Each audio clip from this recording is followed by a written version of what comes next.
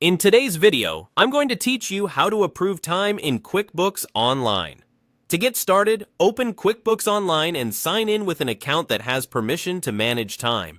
If you don't see the time option later on, you may need an admin to turn on time tracking or adjust your access, but assuming you have it enabled, you're good to go. From the left navigation, go to Time. This is your hub for reviewing the hours your team has entered. Here, you'll choose how you want to view those hours. You can open time entries for a daily entry-by-entry look or switch to weekly timesheets if your team logs hours across a week. Pick the view that matches how your organization tracks time. If your employees enter time throughout the day against different customers or projects, time entries will feel more granular. If they fill out a weekly grid, weekly timesheets is usually faster. Next, narrow down what you're reviewing. Use the filters at the top to select the specific employee you're approving for and set the date range you want to cover. A precise date range prevents you from missing late submissions or approving future hours by mistake. As you filter, check that the screen reflects the correct person and period. If your company bills time to customers or tracks service items, make sure those columns are visible so you can catch any mismatches early.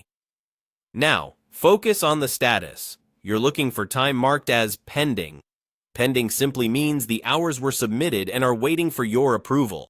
Scan the entries to confirm that the hours, customer or project, service item, and notes look right.